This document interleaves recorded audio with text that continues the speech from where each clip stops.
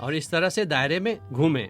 ठीक है, अब लड़के की तरफ देखो, उसका हाथ इस तरह से पकड़ो, हाथ इस तरह से कमर पर रखो। हाँ हाँ।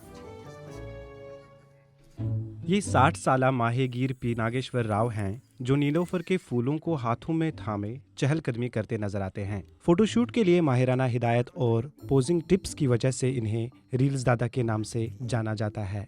ये बहुत नया तजुर्बा लग रहा है। नागेश्वर राव जनूबी इंडियन रियासत आंध्र प्रदेश के वडारापली से आते हैं और गुज़श्ता 3 सालों में वो बोट फोटोशूट डायरेक्टर के तौर पर काफ़ी मकबूलियत हासिल कर चुके हैं।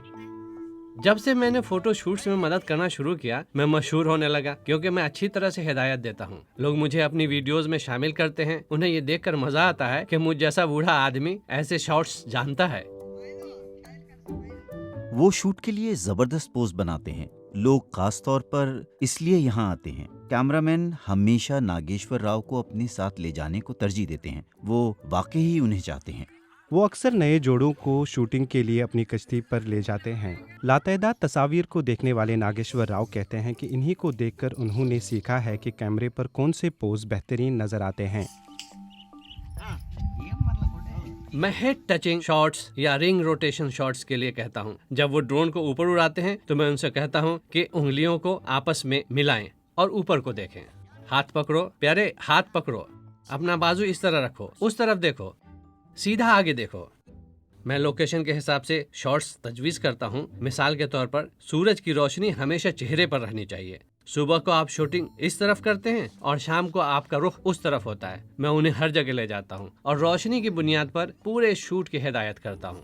जब उनसे पूछा गया कि इनके जहन में तरह तरह के पोज कैसे आते हैं तो उन्होंने कहा, मैं सारी रात फिल्में देखता हूँ, खासतौर पर गाने। ये शॉट्स उन गानों से आते हैं।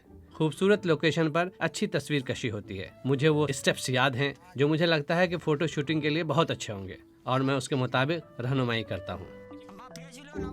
नागेश्वर राव का कहना है कि लोग उनकी तख्लीकी सोच की वजह से उन्हें फोटोशूट के लिए ढूंढते हैं। अक्सर फोटोग्राफर ड्रोन शॉट्स के लिए नहीं जाते, वो मुझ पर भरोसा करते हैं। वो मुझे कहते हैं कि तमाम पोज और शॉट्स को मैं हैंडल करूं। यहाँ तक कि डायरेक्टर राजा मौली ने भी मुझे मेरे खानदान के सेल फोन पर पूछा, लेकिन मैंने उन्हें बताया कि मैं नहीं आ सकता क्योंकि मेरी बीवी बीमार है। इनका काम बहुत क्रिएटिव है, मामूल से हटके है। हमें वाकई बहुत मजा आया। इनकी और हमारी जनरेशन के दरमियान बहुत बड़ा फर्क है, इसलिए मैं समझता हूँ कि वो पूरी मेहनत से हमारी जनरेशन में शामिल होने की कोशिश कर रहे हैं। नागेश्वर राव कहते हैं कि ये उनकी जिंदगी की नई इनिंग्स हैं और इसमें उनको मजा भी आता है।